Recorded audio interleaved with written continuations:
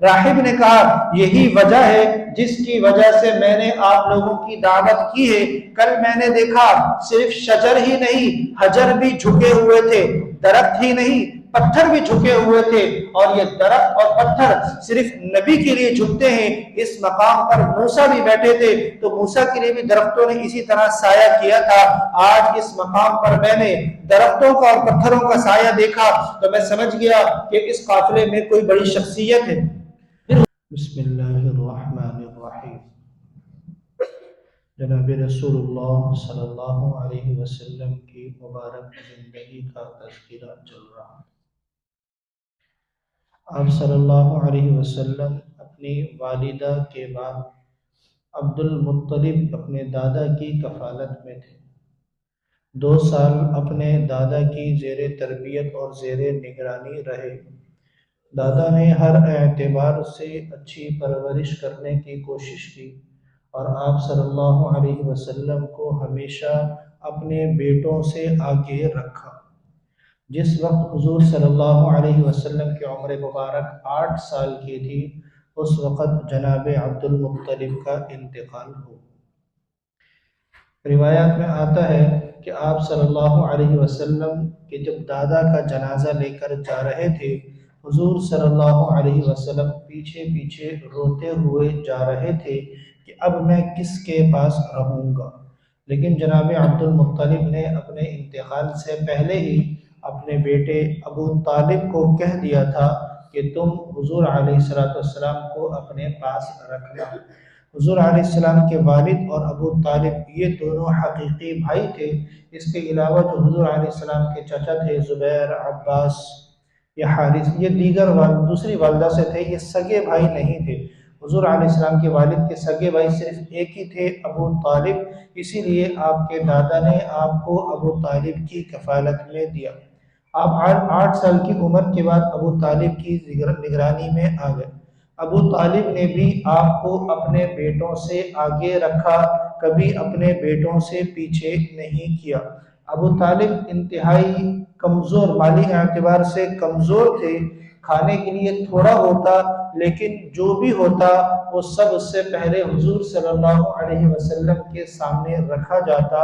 اگر دودھ کا 1 پیالہ ہی ہوتا وہ بھی ابو طالب اپنی ساری اولاد کو بٹھاتے کہ پہلے محمد پئیں گے اور اس کے بعد تم پینا۔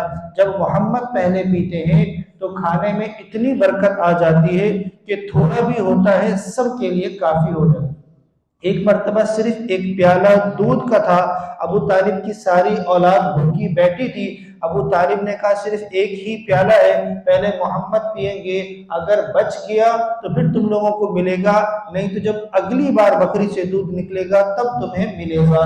سب سے پہلے حضور علیہ السلام کو دیا گیا، آپ علیہ السلام نے سیر ہو کر پیا اور اس کے بعد سب گھر والوں نے اس پیالے سے پیا اور سب کے پینے کے بعد بھی دودھ پیالے کے اندر بچ گیا۔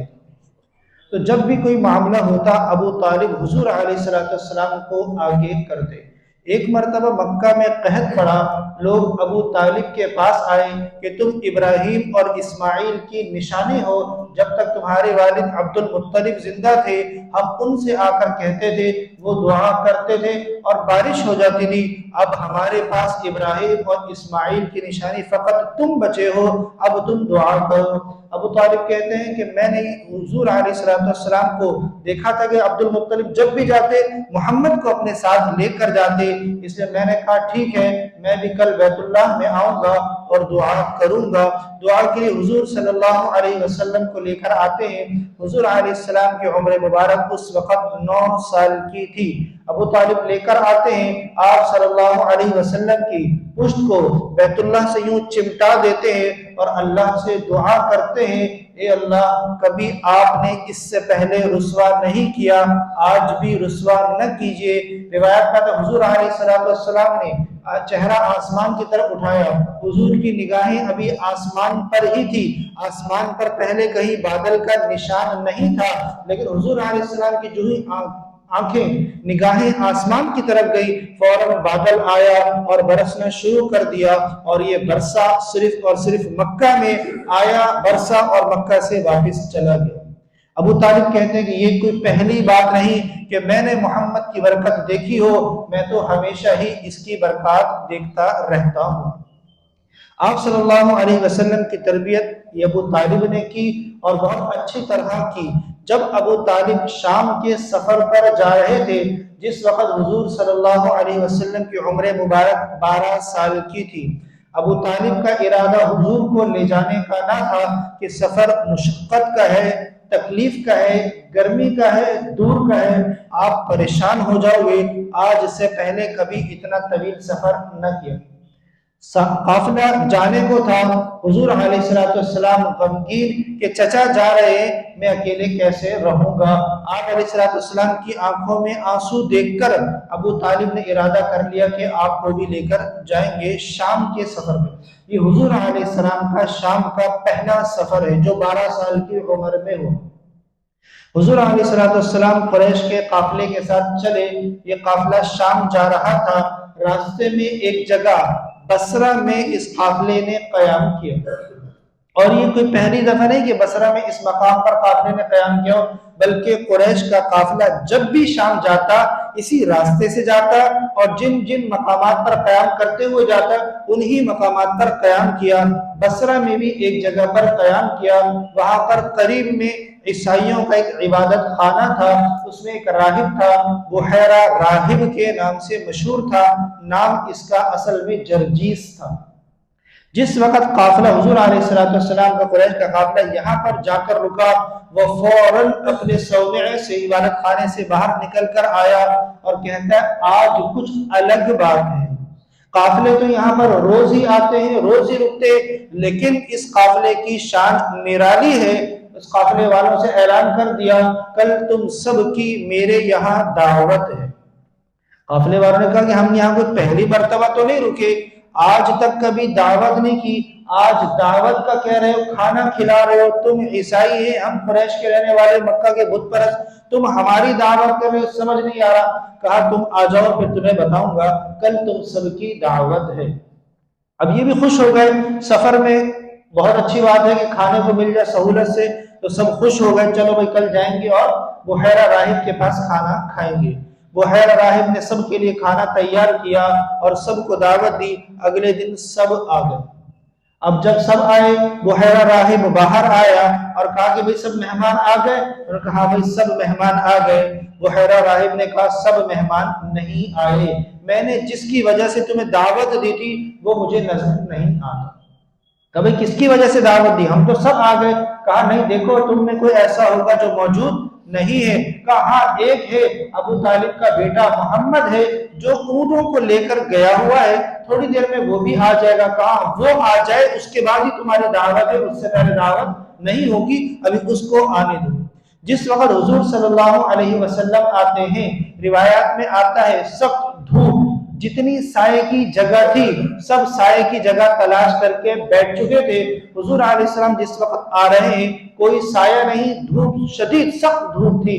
جو ہی حضور صلی اللہ علیہ وسلم آئے، حضور کے ساتھ بادل آ رہا ہے، حضور پر سایہ کیا ہوا، جس جگہ جا کر حضور بیٹھے درختوں کے رخ جس جانب تھے اس جانب سے پھر کر حضور صلی اللہ علیہ وسلم کی جانب آ گئے۔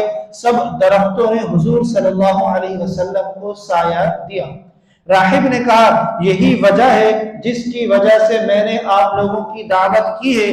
کل میں نے دیکھا صرف شجر ہی نہیں، حجر بھی جھکے ہوئے تھے، درخت ہی نہیں پتھر بھی جھکے ہوئے تھے، اور یہ درخت اور پتھر صرف نبی کے لیے جھکتے ہیں۔ اس مقام پر موسیٰ بھی بیٹھے تھے تو موسیٰ کے لیے بھی درختوں نے اسی طرح سایہ کیا تھا۔ آج اس مقام پر میں نے درختوں کا اور پتھروں کا سایہ دیکھا تو میں سمجھ گیا کہ اس قافلے میں کوئی بڑی شخصیت ہے۔ پھر حضور علیہ السلام کے بارے میں پوچھا یہ کس کے بیٹے ہیں؟ ابو طالب نے کہا یہ میرے بیٹے ہیں۔ کہا لگتا تو نہیں یہ تمہارے بیٹے ہو؟ ابو طالب نے کہا کیوں؟ کہا مجھے تو ایسا لگتا ہے کہ ان کے باپ کا انتقال ہو چکا ہوگا۔ ابو طالب نے کہا ہاں ان کے باپ کا انتقال ہو چکا ہے، یہ میرے بھائی کا بیٹا میرا بھتیجا ہے۔ کہا ہاں پھر تو مجھے ان کی نشانی صحیح معلوم ہوتی ہے، اور لگتا یہ ہے کہ جس عمر میں اس سے پہلے ان کی والدہ کا بھی انتقال ہو چکا ہوگا۔ ابو طالب نے کہا ان کی والدہ کا بھی انتقال ہو چکا ہے۔ کہا اچھا اس کی دونوں کمر کے درمیان میں دیکھو سیب کے مشابہ ایک بالوں کا گچھا ہوگا جو مہر نبوت ہے دونوں شانوں کے درمیان میں ہوگا۔ آپ علیہ السلام کی قمیض اٹھا کر دیکھا گیا تو اسی طرح کا مہر نبوت کا نشان تھا۔ وہ بحیرہ راہب کہنے لگا ان کو کہاں لے جا رہے ہو؟ کہا ہم شام کے سفر پر جا رہے ہیں تجارت کے لیے، یہ بھی ہمارے ساتھ ہیں۔ بحیرہ راہب نے منع کر دیا، ان کو اس جگہ لے کر نہ جاؤ، رومی تلاش میں ہیں، عیسائی تلاش میں ہیں، اگر ان کو دیکھ لیں گے تو قتل کر دیں گے، ان کو لے کر وہاں نہ جاؤ، کیونکہ وہ یہ سمجھتے ہیں کہ نبوت بنو اسحاق سے نکل کر بنو اسماعیل میں چلی جائے گی، وہ ان کی تلاش میں ہے، وہ نبوت اپنے اندر رکھنا چاہتے ہیں، وہ ان کو مار دیں گے۔ اب ابو طالب خوفزدہ ہوئے کہ یہ اتنی باتیں بتا رہا ہے، نہ معلوم آگے چل کر کیا ہو۔ ابو طالب نے حضور صلی اللہ علیہ وسلم کو اس شام کے سفر میں یہی سے واپس کر دیا، اس سے آگے لے کر نہ گئے۔ روایت میں آتا ہے دو لوگوں کے ساتھ واپس کیا، ایک روایت میں تو ارسل معه رجلا کا ذکر ہے، افراد کا ذکر نہیں، ایک روایت میں ہے کہ ابو بکر اور بلال کے ساتھ حضور علیہ السلام کو واپس کیا، ان کو مکہ لے کر جاؤ۔ بحیرہ راہب نے کہا سفر میں کھاؤ گے کیا؟ ابو طالب نے کہا جو ملے گا جہاں پہ کھا لیں۔ کہا نہیں، ان کے لیے زیتون دو۔ بحیرہ راہب نے حضور علیہ السلام کے لیے زیتون دیا، تیل بھی اور اس کے پھل بھی، کہ یہ راستے میں کھاتے ہوئے جانا کہ پریشانی نہ ہو۔ یہ حضور صلی اللہ علیہ وسلم کا پہلا سفر ہے۔ اس سفر میں بحیرہ راہب نے حضور صلی اللہ علیہ وسلم کے نبی آخر الزمان ہونے کی واضح باتیں قریش مکہ کے سامنے رکھ دی تھی کہ یہی نبی آخر الزمان ہے، اب انہی کا وقت ہے، اب انہی کی بادشاہت چلے گی۔